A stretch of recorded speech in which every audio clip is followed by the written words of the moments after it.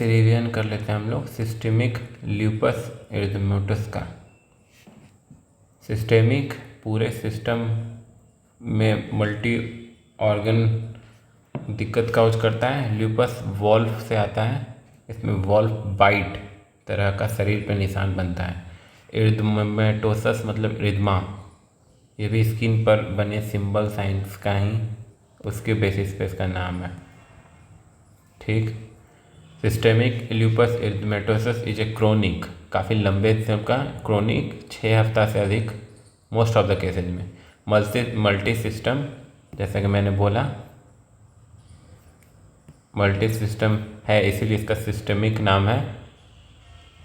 Auto immune, lupus से ही पता चलता है कि ये ऑटो इम्यून है। क्या सारे ल्यूपस एसएल ही होते हैं? नहीं, लेकिन एसएल ही एक ल्यूपस ही है।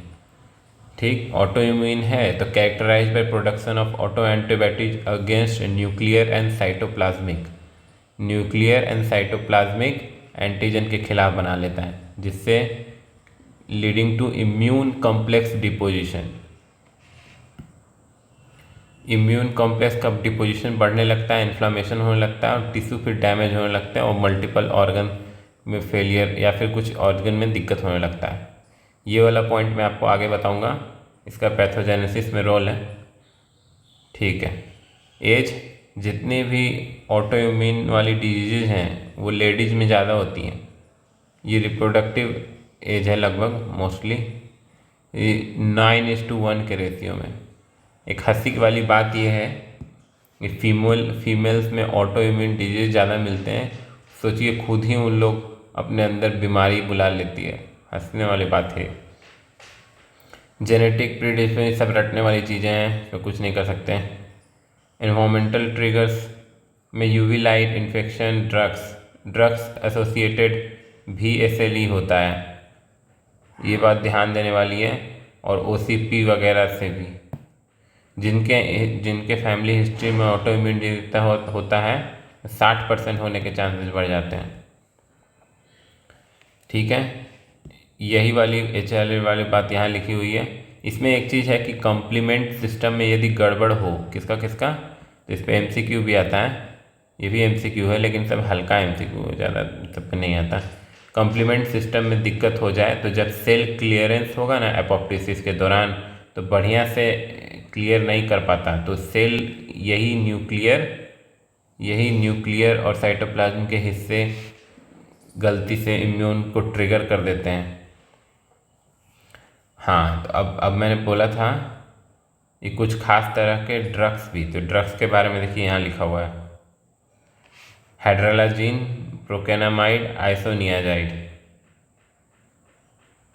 सर ने इसका ट्रिक भी बताया था, अब मुझे ट्रिक तो याद नहीं आ रहा है। ठीक है। यूवी लाइट से कैसे होता है वो यहाँ पे समझा रखा है। केराटिनोसाइट एपोप्टोसिस को काउज करता है, इसीलिए इस लाइट में जाने पर मैलर रेस बढ़ जाते हैं। आगे बताऊंगा मैं। Loss of self tolerance, clearance of apoptotic cell, persistent nuclear antigens in the circulation, activation of autoreactive T and B cell, overproduction of autoantibodies। ठीक है। ये एंटीबॉडी कौन कौन सा आया, यही मदद करता है हमें डायग्नोसिस में। इसके साथ साथ क्लिनिकल फीचर हो तो डायग्नोसिस में मदद मिलता है। ठीक है।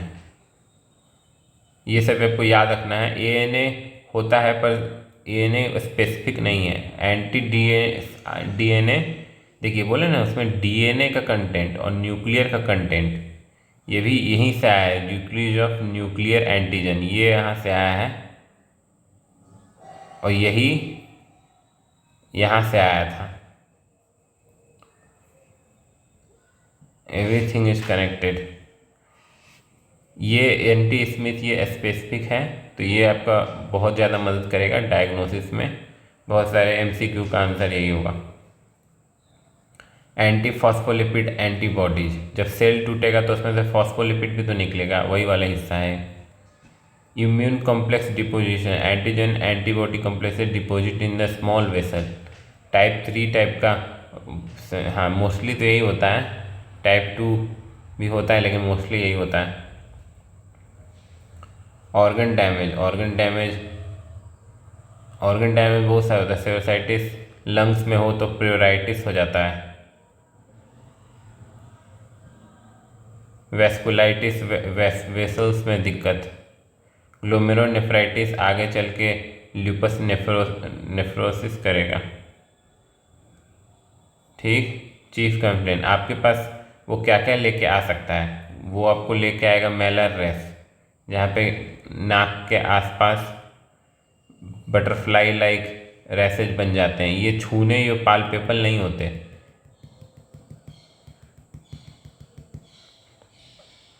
अर्थलैजिया, उसके जोड़ों में दर्द रहेगा। अर्थराइटिस, चलने फिरने में fever, weight loss, most important fever से स्टार्ट होता है। फिर वजन कम, थकान, ओरल और nasal ulcer, hair loss, alopecia, Raynaud's phenomenon, ये मुझे पढ़ना पड़ेगा, पता नहीं क्या होता है।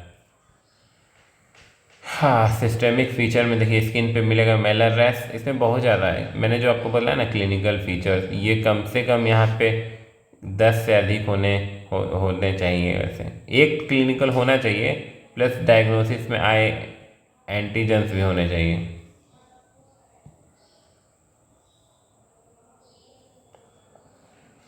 स्किन में मिलेगा मेलर रैश। डिस्क्वाइड रैश दूसरे टाइप में होता है, जिसको बोलते हैं डिस्क्वाइड सिस्टेमिक। इसमें क्या होता है, सबक्यूटेनियस फैट आसपास में गल जाता है और ऊपर से फिर लाल आपको दिखेगा, तो गड्ढा में आपको लाल रंग का दिखेगा। फोटो सेंसिटिविटी, यूवी लाइट वाला जो बात वहाँ लिखा हुआ ऊपर, ये फोटो सेंसिटिविटी यहाँ से आएगा यहाँ। एलोपेसिया, ठीक है। वेसिकुलाइटिस से आ गया ये ठीक है। मस्कुलर स्केलेटल सिमेट्रिकल पॉलीआर्थराइटिस, सब मेजर कंप्लेन में यही है, पॉलीआर्थराइटिस माइल्डिया। रीनल, आगे जाके रीनल दिक्कत करेगा। Proteinuria, haematuria, hypertension, nephritic syndrome, lupus nephritis, ये अलग चैप्टर है। ल्यूपस नेफ्राइटिस अलग चैप्टर है। ठीक है। कार्डियोवेस्कुलर में पेरिकार्डाइटिस काउच कराता है। लिपमैन सैक्स एंडोकार्डाइटिस, मायोकार्डाइटिस, ये सबसे अधिक है, पेरिकार्डाइटिस के रूप में ज़्यादा दिखता है। प्लूराइटिस काउच करता है, प्लूरिफ्यूजन काउच करता है। नर्वस सिस्टम, सीजर, ब्रेन में जाके सीजर, साइकोसिस, डिप्रेशन, कॉग्निटिव डिसफंक्शन।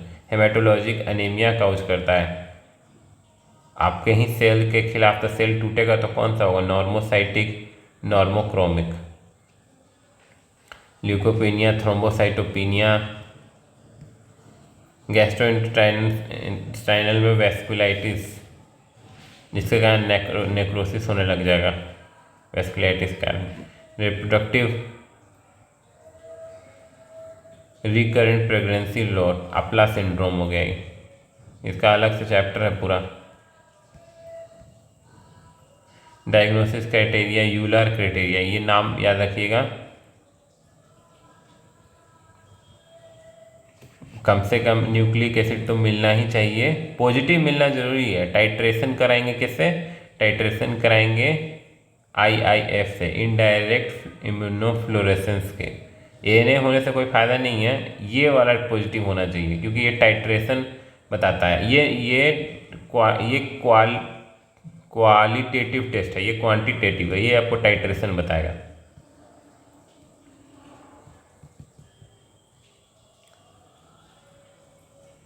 ठीक है। Clinical, constitutional, hematotoxic, neuropsychiatric, mucocutaneous, serosal, musculoskeletal, renal, इनमें से कम 10 से अधिक। और इम्यूनोजेनिक में anti DNA, anti Smith, anti phospholipid, low complement, C2, C4, direct Coombs test. बोले ना 10 पॉइंट इसमें से मैच करना चाहिए और ANA पॉजिटिव आना चाहिए, यही इसे लेकर डायग्नोसिस होता है। ब्लड टेस्ट ये आपको यहाँ पे लिखा हुआ है, यहाँ से ये इन्फेक्शन को बताता है। CRP नॉर्मल माइल्डली बढ़ा रहेगा, ये सारा आपको यहाँ से मिला है। डिटो रिपीट करके कोई फ़ायदा नहीं है। यूरिन में प्रोटीनूरिया मिलेगा, सब लिखा हुआ है यहाँ पे। टूटेगा सेल तो कहाँ, कहीं ना कहीं कुछ तो निकले, तो प्रोटीनूरिया निकलेगा, RCB के बचे हुए टुकड़े निकलेंगे। ये हम ल्यूपस नेफ्राइटिस अभी नहीं पढ़े हैं, जब पढ़ूंगा तो बताऊंगा।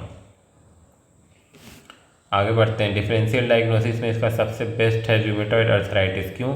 क्योंकि पेशेंट आता है आपके पास जोड़ों का दर्द लेके, अर्थरालजिया लेके, अर्थराइटिस लेके, तो उसमें दिक्कत होता है क्योंकि SLE के सिम्टम्स आने में 1 महीने से ज़्यादा का टाइम लग जाता है। तो अगर उससे पहले पेशेंट आपके पास पहुंच गया तो आपको यही लगेगा कि यही है।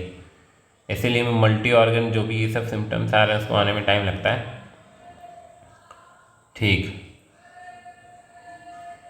ड्रग इंड्यूस्ड ल्यूपस में एंटीहिस्टोन बनता है, ये भी याद रखिए, ये भी इसमें लिखा रहेगा। जब क्वेश्चन सॉल्व करिएगा उसमें एंटीहिस्टोन भी लिखा रह सकता है। ठीक है, अब इसका मैनेजमेंट कैसे करते हैं? सबसे पहले नॉर्मल ट्रिगर से बचेंगे, स्मोकिंग नहीं करेंगे, UV एक्सपोजर से बचेंगे। थोड़ा सा दारू पीना प्रोटेक्टिव कहा गया है, लेकिन छोड़िए उसको। इसका थेरेपी है वो थेरेपी बेस्ड है कि वो माइल्ड है कि मॉडरेट है कि सीवियर है। ये कैसे डिसाइड हुआ? ये डिसाइड हुआ था अगर 12 से अधिक पॉइंट्स मिलते हैं तो एकदम सीवियर है, 8 और 4 ऐसे इसका माइल्ड, मॉडरेट, सीवियर का क्लासिफिकेशन था। तो माइल्ड में क्या देंगे? इसका रेजिमेंट ऊपर से नीचे की ओर बढ़ता जाता है। सबसे पहले इसका है हाइड्रोक्लोरोक्विनोन, उसके बाद ऐड होते जाएगा ग्लूकोकोर्टिकोइड, उसके बाद है इम्यूनोसप्रेसेंट। इम्यूनोसप्रेसेंट में एजाथायोप्रीन, मेथोट्रेक्सेट, उसके बाद और आगे बढ़ते जाइएगा तो MMF, और भी आगे बढ़िएगा।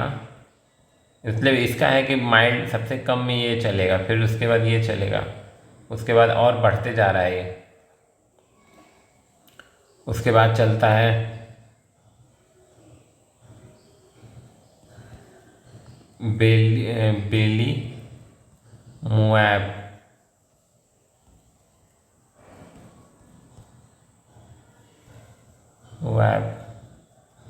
इससे भी काम न चले तो फिर लास्ट में जाके रिटुक्सीमैब वगैरह लाते हैं।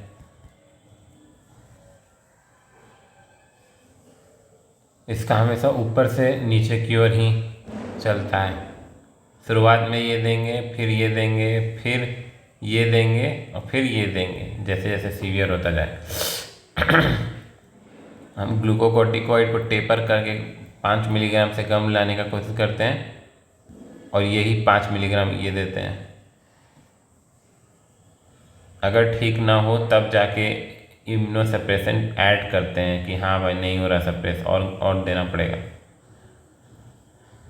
हाँ यही है, यही लिखा हुआ है। इंसेक्ट दर्द से बचाने के लिए hydroxychloroquinone, arthritis rash, corticosteroid, glucocorticoid, azathioprine, methotrexate, फिर उसके बाद हाई डोज स्टेरॉइड डोज बढ़ा के फिर टेपर करना होता है, माइकोफेनोलेट, MMF, फिर हो गया यही सब है, रिटुक्सीमैब, बेलूमैब, यही सब है। और क्या है? कॉम्प्लिकेशन में ल्यूपस नेफ्राइटिस, ये हम बाद में पढ़ेंगे तो पढ़ाऊँगा मैं, अभी नहीं पढ़े हैं। उसके बाद थ्रोम्बोसिस, ये यहाँ से दे रखा है, ये भी मुझे नहीं पता, अभी तो पढ़ूंगा तो बताऊंगा मैं अगले लेक्चर में। तब तक के लिए प्रोग्नोसिस में क्या है, इसका क्या है कि इसका कुछ ये नहीं, ठीक नहीं है, रिमिटिंग रिलैप्सिंग टाइप का है इसका प्रोग्नोसिस, ये ठीक नहीं होता इसका ग्राफ ऐसे जाता है, मतलब ये बेसलाइन पे अब कभी जितना ठीक नहीं होगा, या तो ये इस वाले में रिमिशन पे स्टेट में रहता है, इसको बोलते हैं रिमिशन।